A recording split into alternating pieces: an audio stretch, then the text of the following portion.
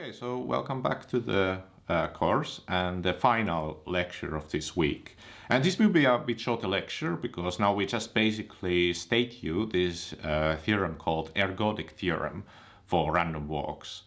And it's basically a very fundamental theorem that allows you to basically say when a random walk is mixing in the space quite a lot and using just the group theoretic notions. So let's call this the ergodic theorem.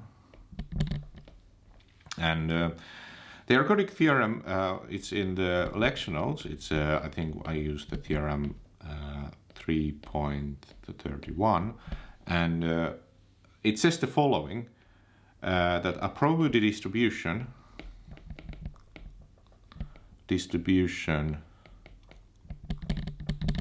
mu from ZB to 0, 1 is ergodic if and only if the support mu is not contained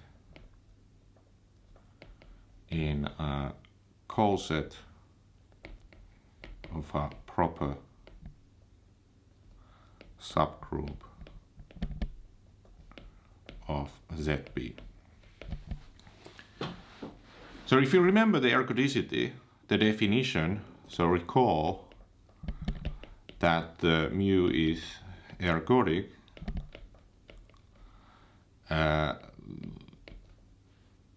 means that the total variation distance of the thing and the uniform distribution, this goes to 0 as n goes to infinity, where this again was the lambda t equals 1 over p t in ZB.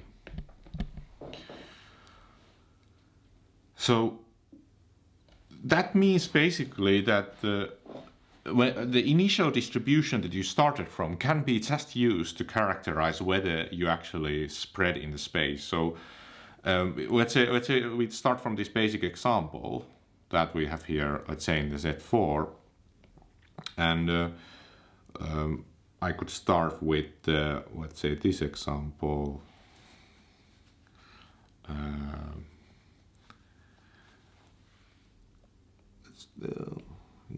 Let's take this one, 0, 1, 2, and 3, and let's say we put the weight half and half on both of these spaces. So this is half and then this is half. Then what happens here for this particular example is that we actually so this would be our mu. Then we get that mu star mu n, because we actually can see that this is a subgroup, then this is actually equal to the distribution mu itself. So actually nothing really happens with this example. So so this is in Z4, this example. So mu star n cannot converge to lambda. So we can't have the ergodicity. So this is not an ergodic situation, not ergodic. But if you take another example, let's put it in here. Let's put the weight here and let's put the weight here. So this is 0, 1, 2, and 3. So this is half here and half here. Then you can see that this measure mu, let's take this, call this an example 2, and that's let's say example 1. Then this measure mu, actually you can see that this was here. The problem with the previous example was that here this was the SPT mu actually is a subgroup of ZB, but then here this is not even contain like this is it's not even contained in a coset of a subgroup, because what we have here is that basically this 0, 1 you can never write it as a coset of a subgroup, because now what are the kind of subgroups that you have here actually for this group? So the subgroups of Z4. So of course you have the 0, 2 here, but then what else do you have in the situation? When you start adding elements together, you actually get, you don't get any other subgroups that you could have as a coset. So you would only have some elements that have basically a distance 1 from each other that you could get here. So this is not contained in a coset of a subgroup in ZP Z4. So what we get here then is that this mu star n, if you start to take a random walk, this actually does converge to uniform as n goes to infinity by the ergodic theorem. So this is ergodic.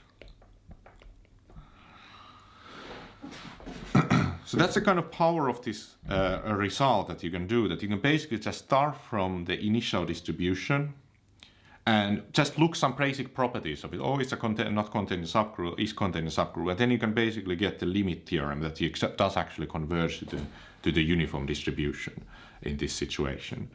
And this is the proof of this result, so the Ergodic theorem, is in the notes. I've put it in the notes, but and this is something that you can read through.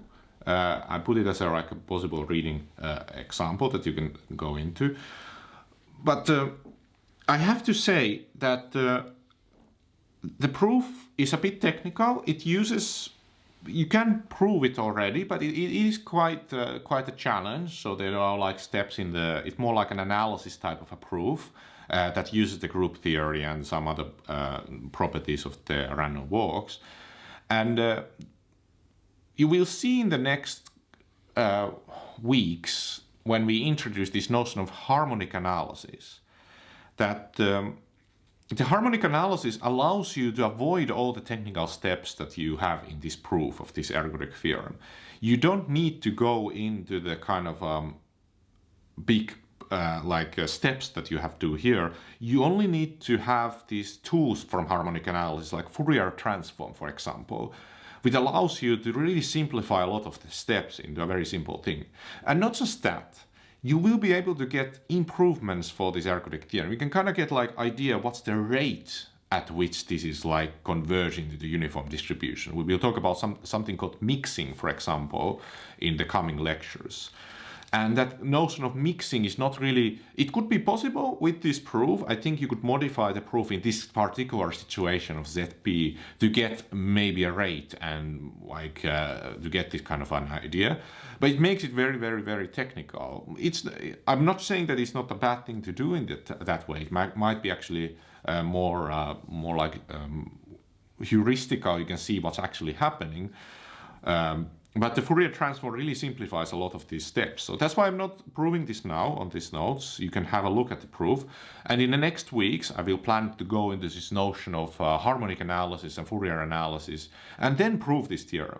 Then I'm going to prove this ergodic theorem using this notion of harmonic analysis, for example. And you can get into the, you can understand, you can see directly how simple the proof becomes after having that harmonic analysis at our disposal. Maybe one final thing about this ergodic theorem. So in the notes I put like an exercise that asking what happens in the situation when let's say the support is a proper subgroup, for example. Like for example in this example that I hit here, this example 1, I had the subgroup 0, 2, and what happens in this situation is that you do actually have a limit. So you can see that the limit here was equal to basically just the limit. So here you can see that mu star n actually converges to mu in this example. So you actually can see, so this is something that I put it into the exercise, is that inside the subgroup, so when you are actually concentrated on a subgroup, you still have this equidistribution theory. So what you can do is that you can do a lot of this analysis that we are gonna do with the harmonic analysis and everything, for example, but you have to concentrate first into the subgroup, and then inside there you are chaotic. So in some sense the random walk that you're considering reduces into a random walk within this subgroup. So it's like a decomposition of the random walk into that space. So try to look into this a little bit. So it's the exercise right after the theorem, that what happens to the limit in kind of general with this situation. Okay, so that's all for today. Thanks.